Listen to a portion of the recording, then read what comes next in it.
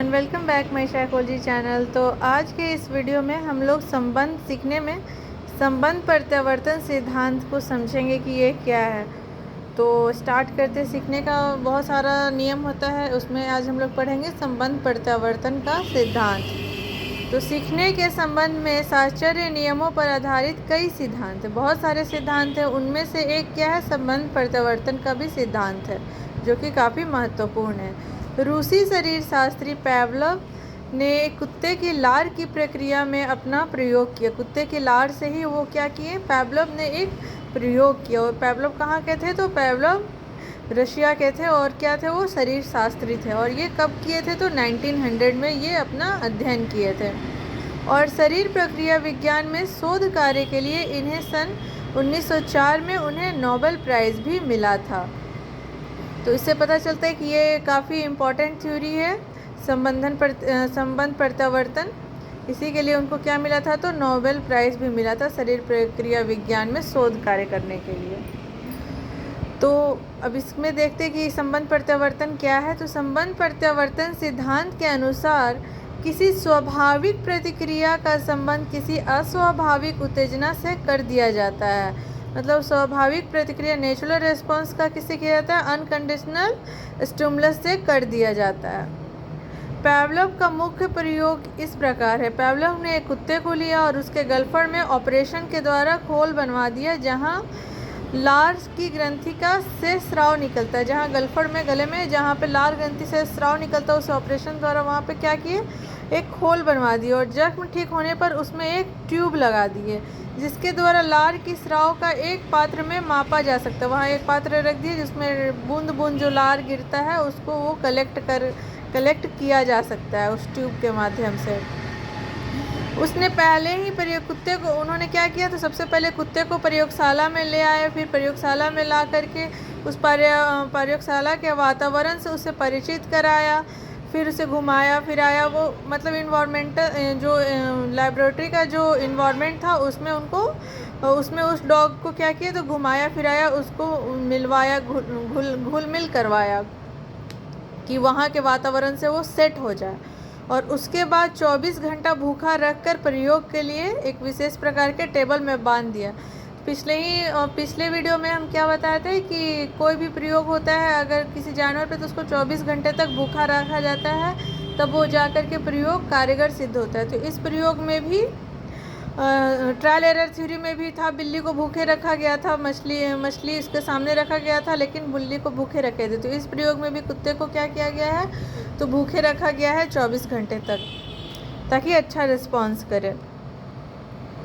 तो प्रयोगशाला में एक विशेष प्रकार के टेबल से बांध दिया गया कुत्ते को। सबसे पहले क्या किया गया, पहले कुत्ता लाया गया, उस कुत्ते को उस जो रूम था जहाँ लैब था उससे परिचित करवाया गया, उसको घुमाया फिराया गया, उसको उस इन्वायरमेंट में सेट कराया गया। फिर उसके गलफड़ में एक ऑपरेशन करके खोल बनाया गया और उस गलफड़ में वहाँ एक ट्यूब लगाया गया ताकि कोई भी लार अगर उसका स्राव आता है, लार का जो स्राव जो एकत्र हो जाता है उसे एक पात्र में इकट्ठा कर लिया जाए। तो वैसा वो बनाए हुए थे और उसको कुत्ते को एक टेबल में, एक विशेष प्रकार के टेबल में बांध दिया गया। कुत्ते के सामने एक ग्लास स्क्रीन भी रखा गया जिससे वो किसी को देख नहीं सकता था। और प्रयोगशाला का जो लेबोरेटरी का जो रूम था वो भी शीत, ताप मतलब वो और ध्वनि से नियंत्रित था। प्रयोगशाला में एक घंटी बजाई जाती थी और उसके कुछ ही सेकंड के बाद भोजन प्रस्तुत किया जाता था। भोजन देखकर कुत्ते के मुंह से लार का स्राव निकलना एक स्वाभाविक क्रिया है।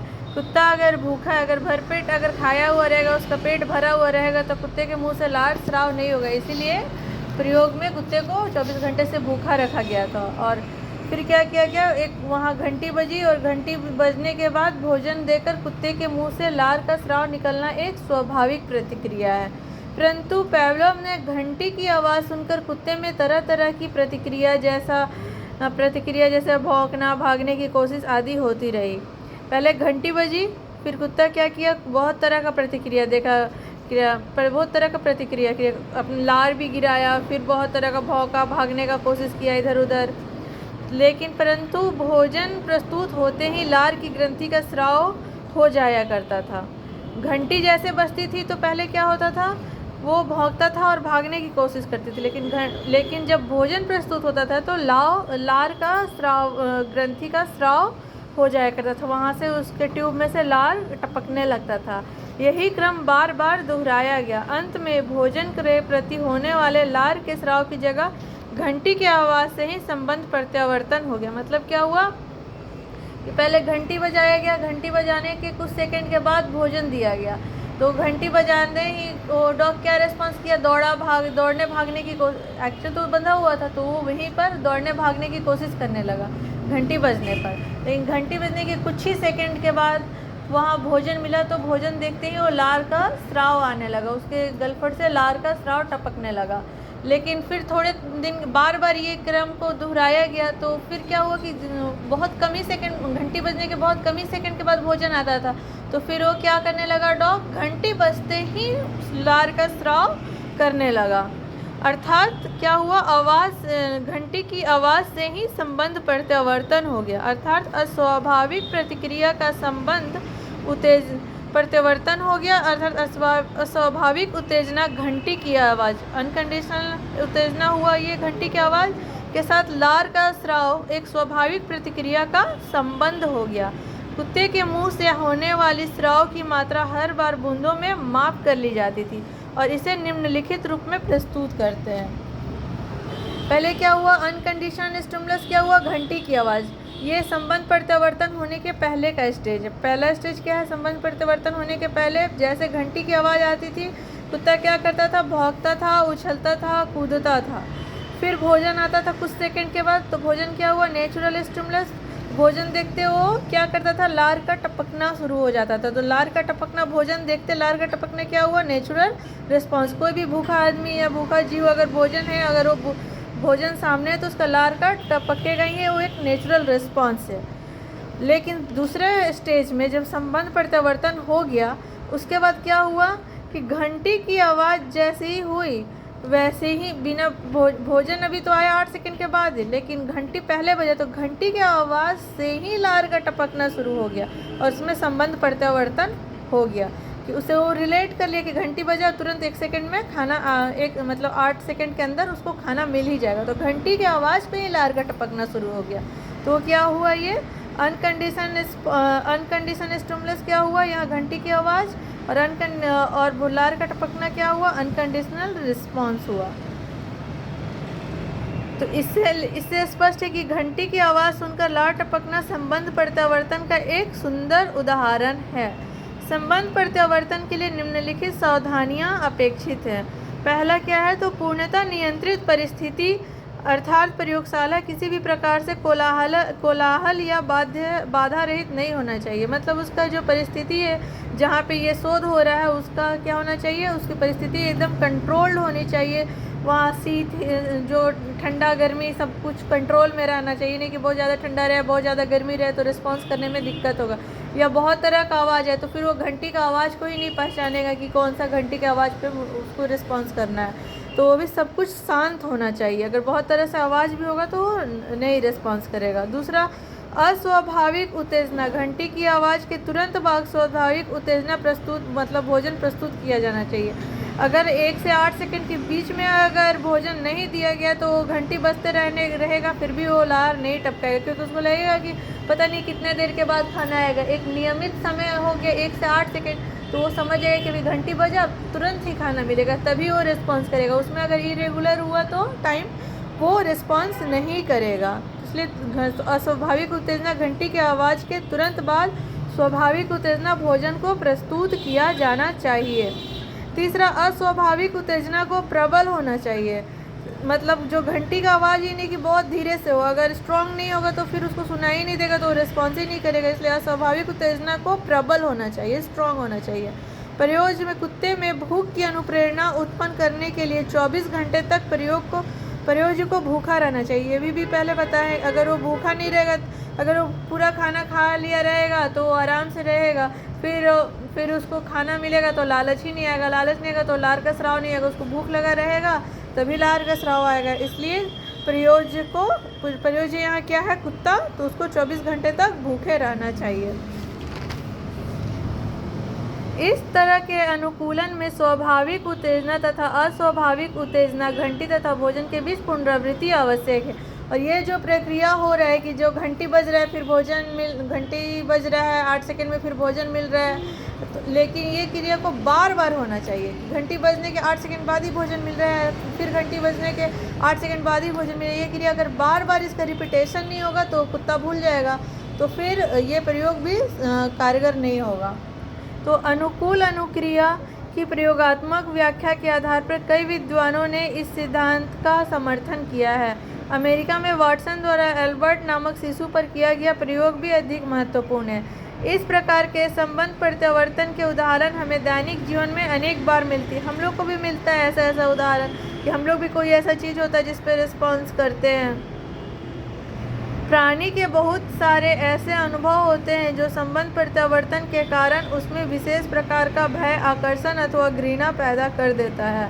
संबंध प्रत्यावर्तन के उसमें विशेष प्रकार के भय, आकर्षण एवं घृणा भी पैदा कर देता है। तब पेवलोव का यह सिद्धांत न केवल पशुओं के लिए बल्कि मानव के लिए भी उतना ही महत्व रखता है। पेवलोव के इस सिद्धांत को अच्छी तरह समझने के लिए प्रयोग के सिलसिले में पाए गए मुख्य तत्वों की विवेचना निम्नांकित ढंग से की जाती है। पहला क्या है? टेम्पोरल लोकेशन, अवधि काल। पेवलोव ने अपने प्रयोग द्वारा उस समय की खोज किया जो अच्छे संबंध प्रत्यावर्तन स्थापित करने के लिए अस्वाभाविक उत्तेजना के बीच दिया जाता है। इनके अनुसार 1 से 8 सेकंड के बीच अस्वाभाविक उत्तेजना को प्रस्तुत करना चाहिए, क्योंकि यह अधिक काल कम या अधिक कर दिया जाए तो अनुकूलन कठिन हो जाएगा। मगर अगर टाइम बढ़ा दिया जाए तो फिर रिस्पॉन्स नहीं करेगा, वो सोचेगा कि पता नहीं कब घंटी बजेगा, फिर कितने देर के बाद खाना मिलेगा, तो वैसा रिस्पॉन्स नहीं करेगा। लेकिन अगर उसको बार बार रिपीटेटिव करवा दिया जाए सेमी प्रोग्राम की, घंटी बजने के 1 से 8 सेकंड के बाद ही आपको भोजन मिलेगा, तो कुत्ता भी उस समय रिस्पॉन्स करेगा। जनरलाइजेशन, सामान्यीकरण।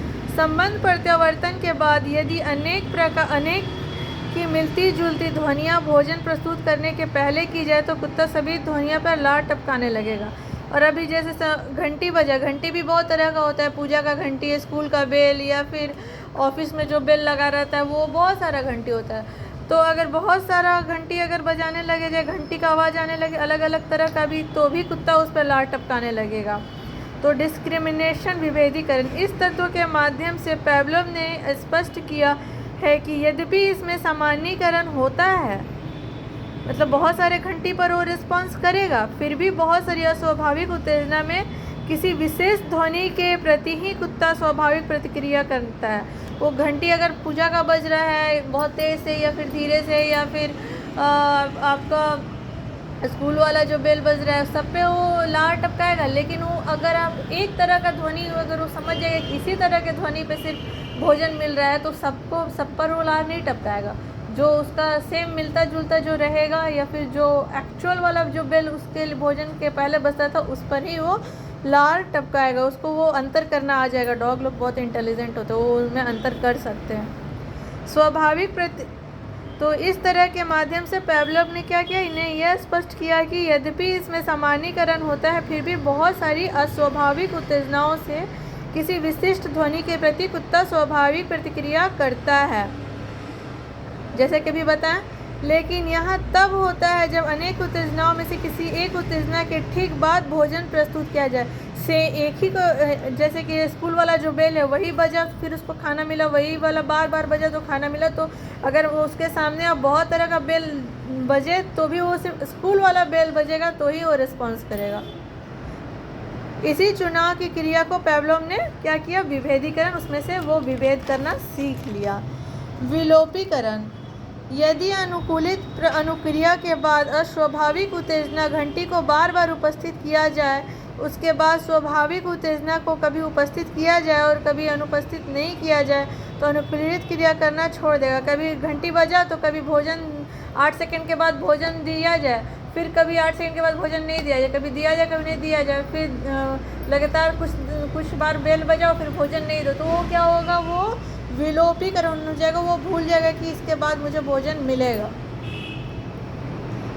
Spontaneous recovery. पेवलोव के प्रयोग में विलुप्त अनुक्रिया में स्वतः वापसी की घटना भी देखी गई है। जब पुनः घंटी की आवाज़ के बाद भोजन दिया गया तो कुत्ते के मुंह से लार टपकने लगा। लेकिन अगर वो भूल गया लेकिन फिर वो घंटी की आवाज़ बार बार बजाया जाए तो फिर वो क्या होगा, लार टपकाने लगेगा भोजन करने के लिए। तो ये संबंध प्रत्यावर्तन सिद्धांत आप लोग समझ गए होंगे। शॉर्ट में फिर से समझा देते हैं कि पावलोव जो कि क्या थे, रशियन शरीर क्रिया विज्ञानी थे, वो एक महत्वपूर्ण शोध किए थे और उसके लिए उनको 1904 में नोबेल प्राइज़ भी मिला शरीर प्रक्रिया विज्ञान के शोध कार्य के लिए। और उनका एक सबसे महत्वपूर्ण सिद्धांत क्या है, तो संबंध प्रत्यावर्तन का सिद्धांत है। कौन दिया है, तो ये दिए हैं पावलोव महोदय ने। तो संबंध प्रत्यावर्तन का क्रिया क्या है, एक बार शॉर्ट में समझ लेते हैं।